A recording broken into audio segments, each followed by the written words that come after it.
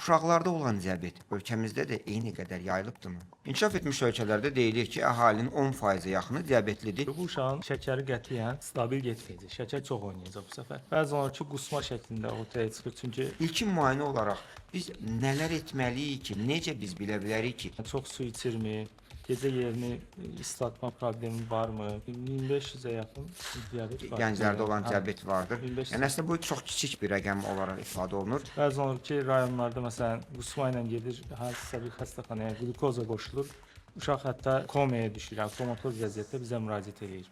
Dəyərli dostlar, Paşa Holdinqin dəstəyi və fərqindəlik layihəsi çərçivəsində podkastlarımız çəkilməkdə davam eləyir və biz diabetlilərimiz, insanlarımız və ümumiyyətlə bütün vətəndaşlarımızın şəkərli diabet və bununla əlaqədar olan rastlanan ağırlaşmalar, xəstəliklər, xəstəlik halı, qorunma vasitələri, qorunma halları bununla əlaqədar mövzulara davamlı olaraq toxunacağıq və çalışacağıq ki, siz insanlarımıza daha çox yararlı olaq və xəstəlikdən qoruyaq, xəstəlik meydana çıxıbsa onun ağırlaşmasının qarşısını alaq və bugün uşaqlarda olan diabet, pediatrik diabetlə əlaqədar uşaq endokrinoloqu doktorumuz Ziya Qurbanovla bir yerdəyik. Xoş gördük Ziya bəy. Sağ olun, xoş gəldiniz. Əslində diabetdən aylardır, illərdir danışırıq və nə qədər danışsaq da bu bitməyəcək. Çünki diabet əslində əsrimizin bir epidemiyasıdır, bəlkə də pandemiyasıdır və insanlar hər il diabetlə əlaqədar müəyyən araşdırmalar, müəyyən nəticələrlə tanış olurlar. Uşaqlarda olan diabet ölkəmizdə də eyni qədər yayılıbdırmı? Çox sağ olun suala görə, doktor. Hal-hazırda dünyada olduğu kimi Azərbaycanda da diabet sayı artmaqda davam edir. Bunun da müxtəlif səbəbləri var. Biz burada əsas diabetin iki formasından danışacağıq. Həm tip 1 diabetdən, həm tip 2 diabetdən danışacağıq. Əsasən ikisinin də fərqli xüsusiyyətləri, fərqli etiologiyası var. Təbii Yəni ki, uşaqlarda da tip 2-ni artmaqdadır. rastlaya bilirik, elə deyilmi? Rastlaya bilirik, bəli. Artan obezitə ilə bərabər, artıq çəki ilə bərabər tip 2 diabetə də rast gəlmə tezliyi artıbdır artıq Azərbaycanda. Təbii ki, tip 1-in də müxtəlif səbəbləri var, bilirsiniz. Bunu da izah edərik qarşıdakı saatlarda, dəqiqələrdə. Yəni Azərbaycanda da dünyada olduğu kimi artmaqda davam edir. Hal-hazırda 400 minə yaxın diabetli pasiyent var. Onun bir qismi uşaqlara aiddir, bir qismi böyüklərdədir. İnkişaf etmiş ölkələrdə deyilir ki, əhalinin 10%-ə yaxını diabetlidir. Bizdə hər halda 400 min hardasa daha az bir rəqəmi ifadə eləyir. Bəlkə də bu rəsmi statistikadır. Statistikadan kənarda qalanlar da var. Statistikadan kənarda qalanlar Təbii var. Nə qədər diabetli uşağımız var qeydiyyatdan keçmiş? Yəni hal-hazırda 1500-ə yaxın diabet var. Gənclərdə olan diabet vardır. 1500. Yəni əslində bu çox kiçik bir rəqəm olaraq ifadə olunur. İnsanlar dünyada olaraq tip 1 diabetin rastlanması, xüsusilə də uşaqlarda rastlanması əlbəttə ki, bizim üçün, bizim cəmiyyət olaraq da çox əhəmiyyətlidir. Çünki onlar bizim övladlarımızdır, balalarımızdır və biz insanlıq olaraq, xalqımız olaraq uşaqlarımızın diabetli olmaması üçün çalışmalıyıq. Biz valideynlər nəyi səhv eləyirik ki, uşaqlarımız diabetli olur? Belə deyim, tip 1 diabetin əmələ gəlməsinin səbəbi əsasən infeksiyalara bağlı olur. İnfeksiya sonrası bədənimizdə autoimmun proseslər aktivləşdiyinə görə tip 1 diabet, yəni mədə-altı vəzi zədələnir və bunun nəticəsində tip 1 diabet əmələ gəlir. Bunun qarşısını almanın bir yolu yoxdur. Yəni biz onun qarşısını ala bilmirik. Bəzi hipotezlər, bəzi dərman maddələri üzərində işləyiblər. İmmunsuppressiv dərmanlar ki, immun sistemi baskılasınlar və bu da tip 1 diabetə səbəb olmasın, amma o da işə yaramayıb təbii ki. Amma biz valideyn olaraq uşaqlarımızı sağlıqlı şeylərlə bəsləndirib, yəni diabetdən bu şəkildə, yəni ən azından tip 2 diabetdən bu şəkildə qoruya bilərik. Çünki sağlıqlı bəslənmədikləri zaman, zərərli şeylərdən istifadə olunduğu zaman, zərərli şeylər yedikləri zaman artıq çəki ortaya çıxır ki, bu da tip 2 diabetə, yəni insulin rezistentliyinə səbəb olur və gələcəkdə tip 2 diabet yaranır. Biz valideynlərin üzərinə düşən də odur ki, biz uşaqlarımızı balanslı şəkildə qidalanmaya və sağlıqlı şəkildə qidalanmaya öyrəşdirək. Fast food qidalarından uzaq duraq, şəkərli içkilərdən uzaq dursunlar, qazlı içkilərdən uzaq dursunlar, paketli məhsullardan uzaq durulmalıdır. Bunların hamısı bir faktor şəklində diabetin yaranması üçün zəmin yaradır və orqanizmimizdə müxtəlif funksiyaları pozur. hüceyrə səviyyəsində olur. Bizim əslində insanlarımız biraz ifrat və təfritə meyillidirlər. Yəni biz ya uşaqlarımızı həddən artıq çox qoruyuruq, müayinələr elətdiririk, ya da heç elətdirmirik. Yəni İlkin müayinə olaraq biz nələr etməliyik ki, necə biz bilə bilərik ki, tip 1 diabet. Biz əslində tip 1-dən daha çox qorxuruq. Nədənsə əslində tip 2 diabetlər də az öncə qeyd etdiyim tip 2 uşaqlarda diabetin də olur. müalicəsi əslində belə baxanda Qarşını almaq üçün tip 2 neynəməliyik? diabetin müalicəsi uşaqlarda 10 yaşın altında çox bir müalicəsi yoxdur. Onu da bəzən olur ki, insulin başlamaq məcburiyyətində qalırıq. Halbuki insulindən asılı diabet deyil. Çünki təsdiqlənmiş bir dərman maddəsi yoxdur. Diaqnostikasında nələrə fikir vermək? Əvvəlcə hər bir valideyn öz uşağını evdə diqqət eləməlidir. Yəni çox su içirmi, gecə yerini islatma problemi varmı, ondan sonra çox yemək yeyirmi, çəkisi azalırmı, artırmı, inkişafı necə gedir? Bunlara diqqət olunmalıdır.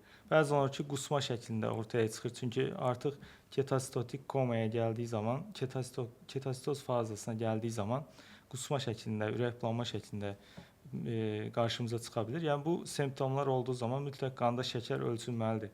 Bəzən olur ki, rayonlarda məsələn qusma ilə gedir hansısa bir xəstəxanaya, qlukoza qoşulur. Uşaq hətta komaya düşür, yəni komatoz vəziyyətdə bizə müraciət eləyir. Əslində bizim coğrafiyada insanların sistem qoşdurmaq, xüsusilə də infeksion dövrdə sentyabr-oktyabr oldu. Hətta bəzi rayonlarda şirə deyirlər. Yəni hər kəs bir soyuq dəymə azad oldu. Bir neçə dənə şirə, sistem qoşdurmaq bir tradisiyası var. Onda rəngləri var. Sarı şirə, ağ şirə. Ağ şirə və s. Bunu bölgələrdə eləyirlər. Təbii ki, bu çox da yol verilən deyil. Yəni ki, venadaxili müdaxilə həqiqətən ciddi bir müdaxilədir. Yəni o zaman belə düşünək ki, tip 1 diabetinin öncədən təyin etmə imkanımız o qədər də çox deyil. Yəni sadəcə simptomlara baxaraq qərar vermək olar ki, bu uşaqda şəkərlə bağlı problem ola bilər. Yəni əgər çox su içir, çox siddiyə çıxırsa və çəkisi sürətlə azalırsa, elə olur 1 ayda 5 kilo çəkisi azalır. Məsələn, bu zaman həkimə müraciət etmək lazımdır. Yəni bunun səbəbi nədir? Və yaxud evdə şəkər aparatı varsa, sadə şəkildə barmaqdan şəkər baxmaq lazımdır ki, görək bir problem varmı, yoxmu? Doktor, bir də infeksion səbəblər dediniz. Bəzi infeksiyada şəkərli tip 1 diabetin yaranmasında səbəb ola bilirmi? Müxtəlif infeksiyalar var burada. Əsasən virus infeksiyalarından söhbət gedir. Bunlara adi qrip virusundan tutmuş Epstein-Barr virusu olsun, Coxsacq olsun. Bunların bu infeksiyalardan sonra mədə-altı vəzi zədələnə bilir ki, bu da insulin çatışmamazlığına səbəb olur. Yəni o demək deyil ki, hər infeksiya keçirən uşaq mütləq diabetə tutulacaq və yaxud hər infeksiya keçirən uşaq diabetə tutulmayacaq. Yəni bunu biz bilə bilmirik. Bu statistik olaraq çox da bu da məlum deyil ki, yəni hansı uşaq diabet olacaq infeksiyadan sonra, hansı olmayacaq. Genetik faktor məsələsi də var bir də. Ailədə məsələn ata-anada əgər diabet varsa, atasında varsa 5%, anada varsa 4% diabetə tutulma ehtimalı var, tip 1 diabet. Yəni valideyndə tip 1 yoxsa tip 2 varsa? Tip 1 varsa. Tip 1 varsa övladlarda tutulma ehtimalı var. Bəs tip 2 diabetlilər daha çox şübhəci yanaşırlar ki, yəni bizdə ailədə valideynlər tip 2 diabetsə 100% uşaqlarımızda tip 1 olacaq deyə yanaşmır. Əslində 100% deyə bir şey yoxdur, amma ailə faktoru var. Məsələn, valideynləri əgər artıq çəkilidirsə və bu uşağın birbaşa bəslənməsini göstərir ki, uşaq nələr yeyir ki, uşağın da çəkisi artıq olur. Çünki valideyn yediyi şeyi təbii ki, alıb gətirib evdə yeyir. Uşaq onu görür, o da yeyir o şəkildə və orqanizminə zərər vurur və bu da ailecək diabetə tutulma ehtimalını artırır. Çünki araşdırmalar göstərib ki, atası, anası kilolu olan uşaqların 80% artıq çəkidən əziyyət çəkir ki, bu da gələcəkdə təbii ki, tip 2 diabetin yaranmasına zəmin yaradır. Əslində tip 1 və tip 2 diabet ayrımı gətirəndə biri insulinlə əlaqədar olan diabet, insulin vurulanlar və insulin vurulmayanlar. Amma biz az öncə qeyd elədiniz ki, yəni uşaqlarda da tip 2 rast gəlinir. Bəs amma onlara da insulin vurursunuzmu? Yəni bəzən olur ki, aşağı yaşlarda, məsələn 8 yaşında, 9 yaşında tip 2 diabet rast gəlinə bilir. Çünki çox kilolu olur. Belə uşaqlara birinci həyat tərzi dəyişikliyi məsləhət görürük. Mütləq idman məsləhət görürük. Yediyi şeyləri düzəldəcək, yəni paketli məhsullar, zəhərli şeylərdən imtina edəcək birinci növbədə. İkinci növbədə verə biləcəyimiz çox dərman yoxdur. Adətən biqanid qrupu, yəni metformin qrupundan istifadə olunur ki, bunlar da adətən 10 yaşdan sonra təsdiqini tapdı. 12 yaşdan sonra da bəzi müxtəlif preparatlar var ki, onlardan istifadə oluna bilir. Amma adətən insulin istifadə olunur yenə. bu tipli uşaqlarda. Çünki insulin 0 yaşdan etibarən istifadə oluna bilir yəni. O zaman demək ki, yeni doğmuş dövrdən belə uşaqlarımıza tip 1 İnsülin. diabet diaqnozu qoyula bilər və o yanaşmalar ki, hansı ki biz deyirik, insülinə otuzdurmaq, insülinə başlatmaq. Ümumiyyətlə insülin bu qədər qorxuludurmu? Əslində valideynlər qorxurlar, amma valideynlərin bəzən deyirlər ki, insulin asıllıq yaradır və yaxud filan dərman asıllıq yaradır. Əslində valideynlərin qorxması gərəkən başqa şeylər var. Yəni insulin istədikləri zaman, yəni təbii ki, həkimin tövsiyəsinə, həkim tövsiyə edirsə kəsilə bilər, tabletkaya da keçilə bilər və yaxud bəzən olur ki, ömür boyu qalır. Yəni insulin istifadə etmək məcburiyyəti. Söhbət tipçilərdən gedir bəlkə. Tipçi və tipçi. Tipçilərdən gedir. Bəzən olur ki, yəni yeni başlayanda insulin başlayıb sonradan tabletkaya keçilə bilər. Yəni bu gedişata bağlıdır, təbii ki, tip 2. Amma tip 1-lərdə adətən ömür boyu insulin istifadə olunur. Amma mən pasiyentlərə ömür boyu demirəm. Niyə? Çünki 100 il bundan qabaq heç insulin yox idi. Belə xəstələr yaşamırdı. Amma inşallah indi insulin var, istifadə olunur. Bəlkə gələcəkdə elə bir dərman preparatı tapılacaq ki, bunun da müalicəsi tapılacaq və heç ehtiyac qalmayacaq insulinə. Amma insanlar elə bilirlər ki, yəni onun uşağı tip 1 diabet oldusa və insulin başladısa, o heç evlənə bilməyəcək, hətta müəyyən ahıl yaşa çata bilməyəcək. Düşünürlər bunu. Qısa bir müddət amma əslində həyatını tərsinədir. Yəni şəkərli xəstələr, şəkərli uşaqlar yeməklərinə daha çox diqqət edir, həyat tərzinə diqqət etdikləri üçün bizlərdən daha uzun yaşama şansı var. Çünki onlar daha sağlıqlı bəslənirlər, məcburən sağlıqlı bəslənirlər ki, biz də onları eləməliyik əslində, amma bəzən olur ki, eləyə bilmirik. Amma onlarla, uşaqlarla kontakta girmək, xüsusilə də keçid dövründə olan yeniyetmələrlə kontakta girmək, onlara bəzən pressinq eləmək, bəzən onlara öz hallarını anlatmaq çox çətin olurmu ki? Çətindir. Həqiqətən yeniyetmə dövründə ümumiyyətlə qızlarda lap çətin keçir. Məsələn, olub ki, bəzən deyiblər ki, doktor, biz artıq baş eləyə bilmirik, insulin vurmaq istəmir. Bəzən onlar insulin vurur, yemək istəmir. O zaman mənəvi olaraq dəstək olmağa çalışırıq. Biz hər zaman xəstələrin tərəfindən çıxış eləməyə çalışırıq. Yəni pasiyent gəlir, valideyn şikayət edir, doktor heç nə eləmir, onu eləmir, bunu eləmir. Mən adətən çalışıram ki, uşağın tərəfindən çıxış eləyim, valideynə qarşı çıxıram ki, uşaq məni sevsin. Məni sevəndən sonra mənim dediyim hər şeyi eləyəcək. Ondan sonra onu ələ alandan sonra artıq dediyimizi bir yerdə oxumuşdum, türkcə bir şey oxumuşdum. Deyir, nə hakim ol, nə savcı, sadəcə avukat ol. Yəni tip 1 də, yəni avukat olduğun zaman uşağa daha çox. Çünki onun yaşadıklarını biz bilmirik. Yəni biz yaşamırıq. Yəni bütün günü valideyn başının üstündə şəkərini ölç, insulinini vur, şəkərini, bunu niyə yedin, onu niyə yedin, ora getmə, bura getmə, şəkərin düşər, şəkərin qalxar. Yəni bunlar çətin şeylərdir həqiqətən. Bir də ki, yəni 10 il, 15 il bundan qabaq əslində diyetlər də daha radikal idi. İnsulinlərimiz də çox effektiv deyildi. İndi məsəl üçün son 10 ildə xüsusilə də ən yaxşı insulinlərimizi biz uşaqlarımıza verə bilirik. Amma əvvəllər bəlkə elə idi. Diyet yanaşmaları, yəni əslində bu çox maraqlıdır mənim üçün də, insanlar üçün də maraqlıdır. Diyet yanaşması, yəni bəzən insanlar elə bilirlər ki, uşaqlar böyüklərin kiçildilmiş formasıdır və böyüklərdə olan diabetdə olan bütün hər şeyi uşaqlara tətbiq edə bilirlər. Nə fərqləri var? Ailədə məsəl üçün nənədə bir diabet var, nənədəki diabetliyə yanaşma ilə uşaqdakı diabetliyə eyni yanaşmanı tətbiq edirlər. Buradakı olan yanaşmadakı fərqlilikləri bizə deyə bilərsiniz ki, insanlar da əslində fərq çoxdur. Həm müalicədə fərq var, həm diyetində fərq var mütləq. Çünki biz uşaqlara pəhriz vermirik. Niyə vermirik? Çünki pəhriz verdiyimiz zaman uşaq inkişafdan geri qalır. Ona görə karbonhidrat olsun, karbonhidrat dediyimiz yəni şəkərli qidalar olsun, istəyir protein, istəyir yağ olsun, onların miqdarı var. Miqdarını ayarlayaraq biz uşaqlara bir pəhriz təklif edirik bu şəkildə. Yəni təsəvvür edin ki, hər gün bir ovuc yemək yeməlidir, amma ovucun içərisindəki yeməyin müxtəlifliyi, yəni fərqli olacaq. Fərqli yeməklər yeyəcək. Məsələn, həm onun içərisində protein olmalıdır, həm karbonhidrat olmalıdır, həm yağ olmalıdır ki, uşaq vitaminini yetəri qədər alsın, proteinini yetəri qədər alsın ki, inkişafı normal getsin. Çünki biz karbonhidratı kəsdiyimiz zaman, şəkəri kəsdiyimiz zaman inkişafdan dayanacaq və boy çəki geriliyi başlayacaq. Həm də cinsi inkişafdan dayanacaq, həm boy inkişafından bəli. Müxtəlif problemlər ortaya çıxmağa başlayacaq. Ona görə də biz sizin təyin etdiyiniz kimi böyüklərdə radikal pəhriz məsələn veririk ki, bunu yemək olmaz, onu yemək olmaz. Biz uşaqlara onu eləyə bilmirik. Hətta bəzən olur ki, ailələr gedib diabetlilər üçün olan şeylərdən alırlar ki, bəs doktor biz şəkər almışıq, məsələn, çaya salmaq. Mən qətiyyən deyirəm ki, olmaz. Yəni normal şəkərdən istifadə eləyin, amma miqdarında karbonhidrat sayaraq istifadə eləyəcəyik qramla. Amma uşaqlara bunu elə tətbiq etmək çox da asan deyil hər halda. Və bir anlıq məsəl üçün mən öz yerimə qoydum, təsəvvür etdim ki, mənim övladım diabetlidir və onu mən uşağı məktəbə göndərirəm. Əslində doktor İnsulini, şəkər aləti necə idarə eləyəcək? Belə daha rahatdır. Əgər biz uşağa hər şey yeməyə icazə veririksə, bunu idarə etmək daha rahat olur. Niyə? Çünki uşaq hər gün eyni kalori aldığına görə, hər yeməkdə eyni kalori aldığına görə vurduğu insulin standart olur. Düşünün ki, uşaq hər yeməkdə fərqli kalori alır və standart insulin vurur. Bu uşağın şəkəri qətiyyən stabil getməyəcək. Şəkər çox oynayacaq bu səfər.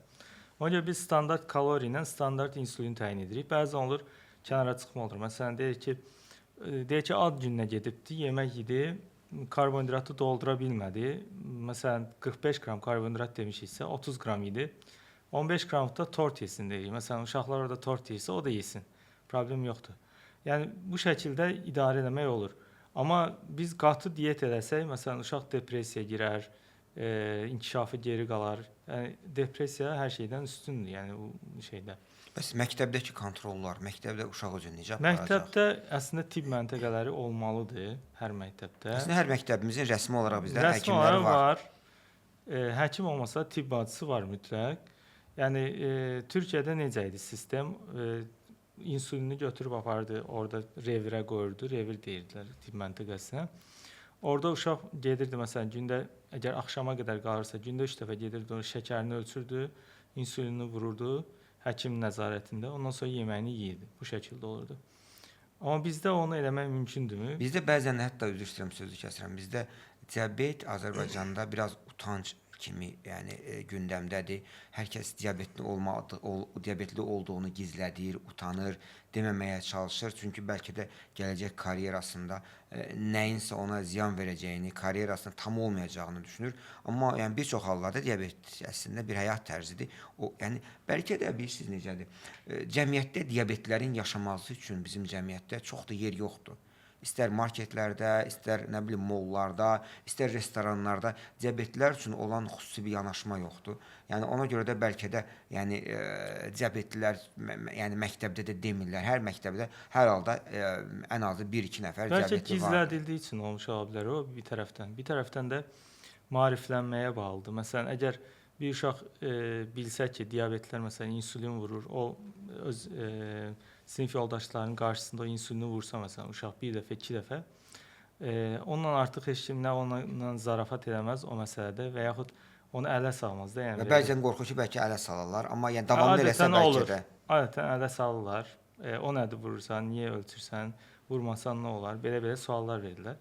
Uşaq da ağlayır, bəs narahat olur ki, bəs mən getdim, edədim məktəbdə, sinif yoldaşlarım məni lağa qoydu. Və qida insulin rasionu necə olur? Məktəbdə bunu eləmək asandır mı?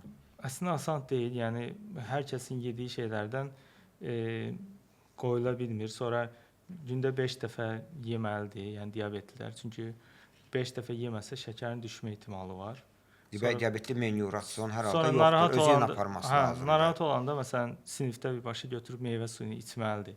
Şəkəri düşürsə, şəkər qalxanda narahat olmaz. Adətən düşəndə narahat olur. Onda da olub ki, bəzən içib müəllimənin xəbəri olmayıbdı.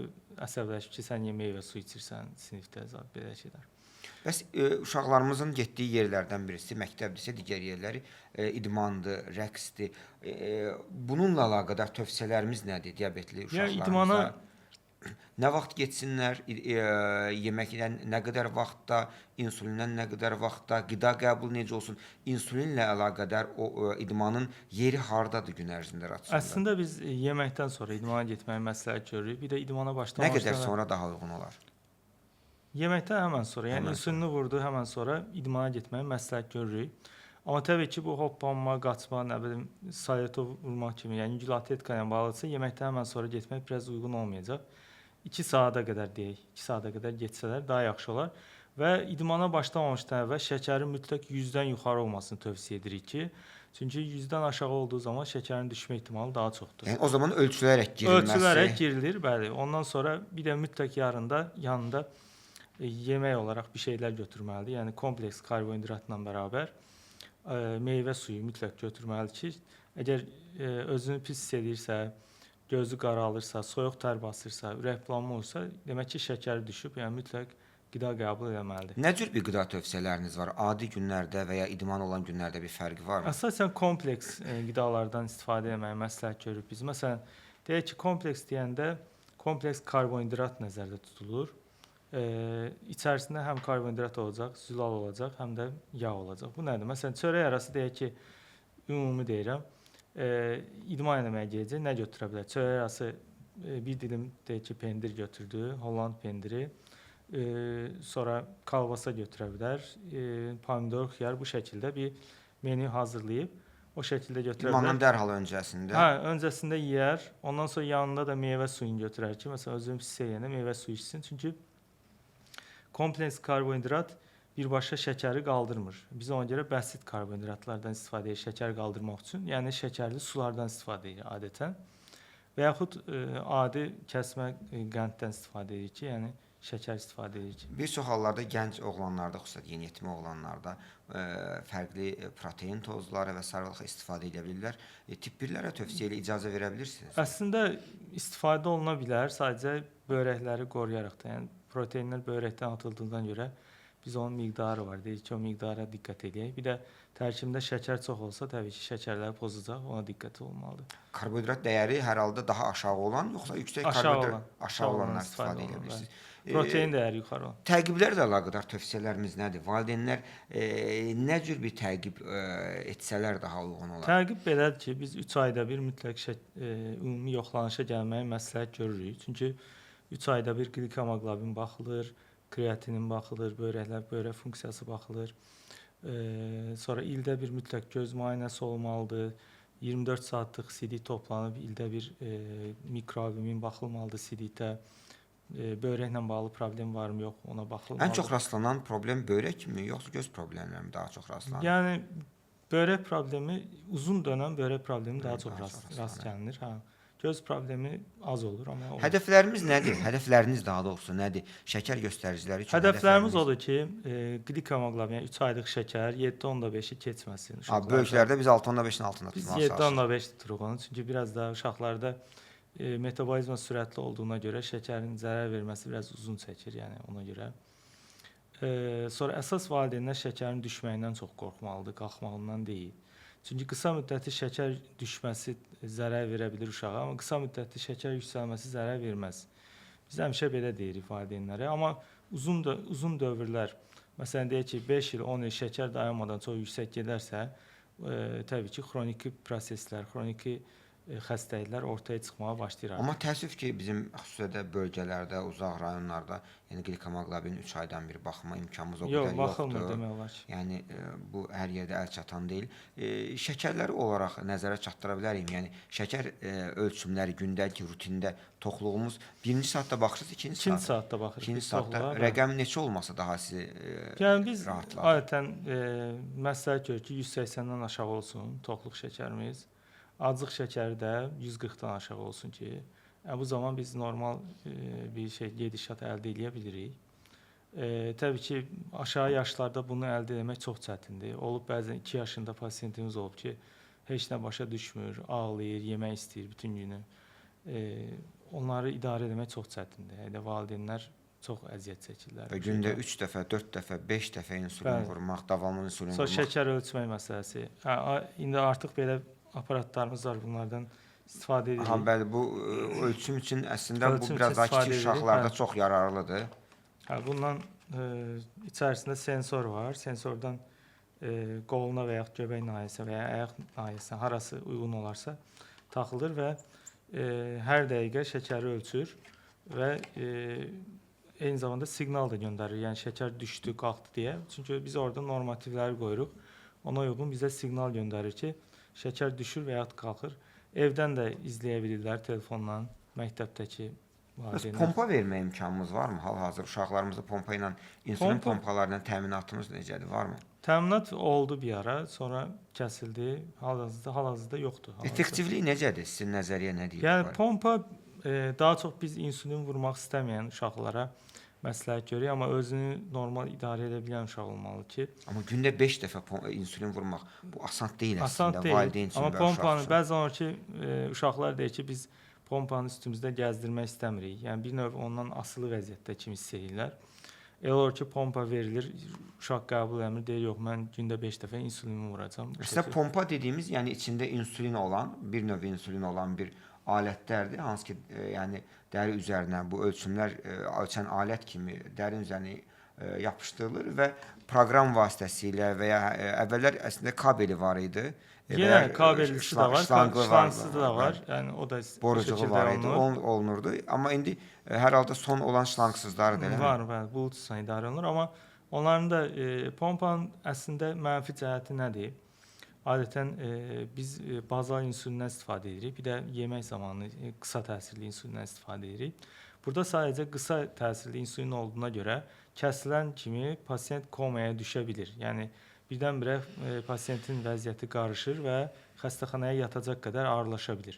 Pompanın mənfi xüsusiyyəti budur. Ona görə ciddi nəzarət olunmalıdır. Müsbət xüsusiyyəti o ki, gündə 5 dəfə insulin vurulmur. İstədiyi zaman yeməyini yeyə bilir. Yəni digər insulinlər kimi deyil. Yəni deyək ki, insulin vurdum, mütləq yeməliyəm deyə bir şey yoxdur burada. Çünki burada xırda kiçik dozlarda insulin gedir. Yəni böyük dozda bolus şəklində ancaq yemək yeyəndə göndərilir insulini. Yəni valideynlərə məsləhətimiz odur ki, adətən bu xəstəliklər dövründə qrip vaksini mütləq vurdursunlar.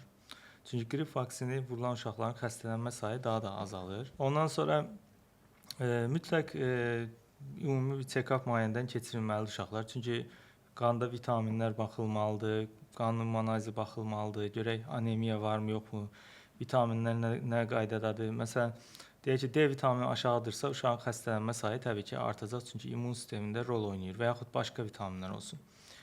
Ümumi desək, yəni orqanizmdə hər şey qaydasında olmalıdır ki, uşağın xəstələnmə sayı da az olsun ki, və diabetli uşaqlarda da şəkərlər stabil getsin. Çünki xəstələnəndə biz bilirik ki, şəkərlər pozulur və insulin ehtiyacı artır. Bunun qarşısını almaq üçün biz immun modulyator preparatlardan istifadə edə bilirik. Onların müxtəlif formaları var, bitki tərkibli var, dərman formasında var.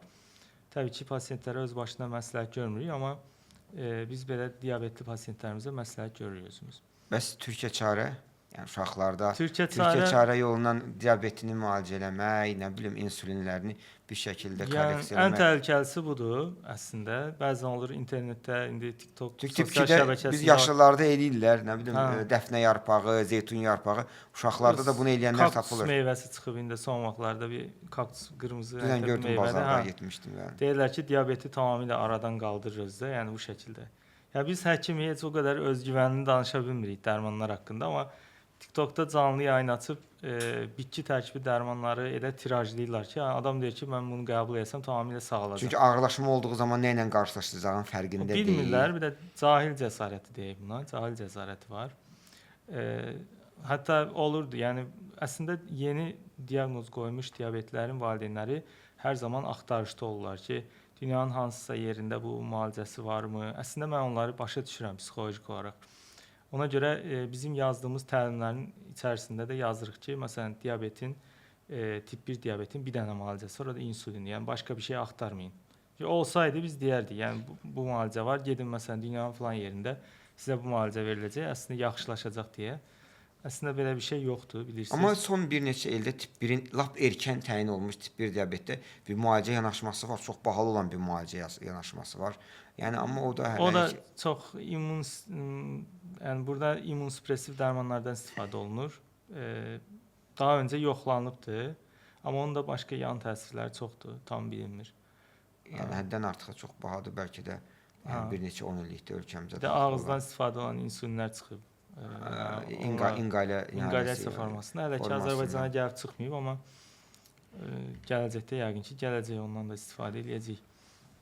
Ən son olaraq valideynlərimizə nə tövsiyə edərsiniz? Yəni övladlarını, diabetli övladlarını qorumaq üçün nələrə daha diqqət etsələr yaxşı olar? Valideynlərə tövsiyəm odur ki, mütləq kontrola vaxtında müraciət edəsinlər, uşaqlarını yoxlatdırsınlar. Çünki diabet belə bir şey ki, gizli gedən bir şeydir. Necə gizli gedən? Yəni orqanizm yavaş-yavaş sıradan çıxarır, bunu deyək. Çünki şəkər yüksək olduğu zaman bədəndə toplanır, damarlarda toplanır, böbrəklərdə toplanır şəkər və orqanizm sıradan çıxarmağa başlayır. Və bunun qarşısını almaq üçün mütləq 3 ayda bir check-up müayinəsi olunmalıdır və baxılmalı ki, görək diabetimiz necə gedir. Sonra şəkərləri mütəmadi ölçmək lazımdır, yediyimizə diqqət etmək lazımdır. Və bu şəkildə ancaq övladlarımızı qoruya bilərik. Çox təşəkkür edirəm doktor. Ümid edirəm ki, bu gün bu verdiyimiz tövsiyələri insanlar düşünəcək. Diabetli ölkəmizdə az deyil, yəni diabetli insanlar. Kaş ki, ölkəmizin hər ocağında, hər məktəbində, hər bağçasında diabetli ola biləcək insanlar üçün imkanlarımız olsa, heç olmasa şəkər ölçənlərimiz olsa ki, fərqli hallarında onların vəziyyətini dəyərləndirmək mümkün olsa, ümid edirəm ki, bununla əlaqədar insanlar, xüsusilə də özəl və ya dövlət müəssisələrində bu barədə tədbirlər görəcək, şəkər ölçənlər ən olmasa alıb qoyulacaq, lazım olarsa məktəblərdə olan ilk yardım təlimləri diabetli uşaqlar üçün, ümumiyyətlə diabetlilər üçün, çünki az bir qeyri-statistika əslində, yəni 400 mindən artıq deyil. Ona görə də yararlı olmaq ümidi ilə yola çıxdıq və ümid edirik ki, yararlı olar. Fərqindəlik layihəsi çərçivəsində bu podkastımızda insanlar bir şəkildə istifadə edib, paylaşıb və eyni zamanda məlumatlar paylaşılaraqdan kiminsə yararına olacaq və uşaqlarımız, xüsusilə də bizim balalarımız daha az diabetli olacaqlar, daha az olduqları qədər də pasientlərimiz də daha sağlam qalacaq. Görüşərik, xeyirli günlər.